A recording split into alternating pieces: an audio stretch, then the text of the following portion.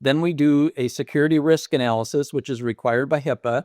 And then we move into the monthly monitoring and auditing, which is we've created that checklist of those 50 things that need to be done earlier.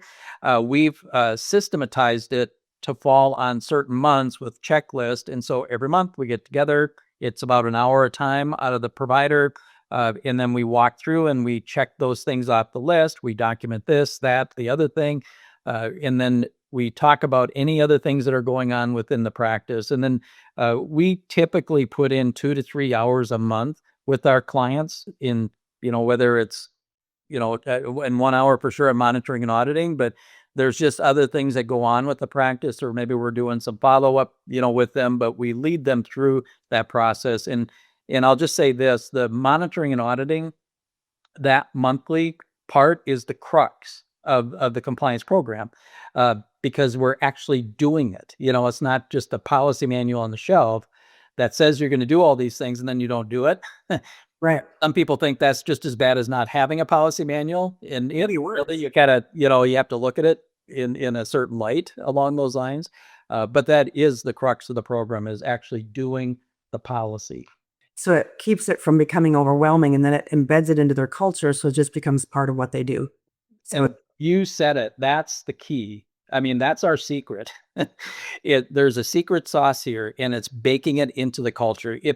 If you have everybody, including yourself, doing the right things all the time, and that's just how you do it, then there's nothing to worry about, right? It's just a natural thing. Well, it's just the way we do it. Well, it's the right way to do it. Great. You don't have to worry about doing things the wrong way. And that's why we run that fine-tooth comb over these practices, to get the wrong things out of the system and get the right things in place. And then it takes time to reinforce. And that's where the monitoring and auditing comes in. We're checking, did we check this? Oh yeah, we did. Or, yep, I got that in the system. Or no, I forgot about that. All right, let's get back on it, Right. And so these are all things that we, in terms of how our system works, to make sure that we maintain that level of compliance.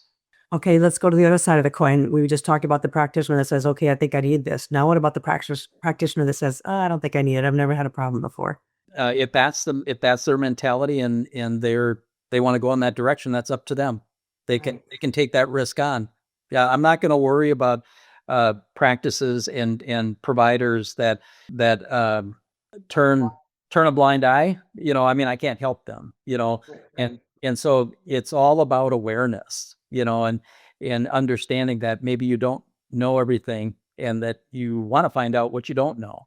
And that you maybe know enough to know that you may not know everything there is. And that's how I hope my colleagues, medical and chiropractic, will arrive at, if they haven't already, is a point where it's like, you know what, at least I need to take a step forward and have a short call with Clinic Armor and say, okay, what's my exposure here? And to go about it intelligently, I guess is what I hope for. But I can't help the folks that don't want to be helped. It's kind of like patient care. We can't help a patient if they don't want to be helped. Thanks so much for checking out that interview. If you liked it, we have plenty more available. You can check out the next interview right here.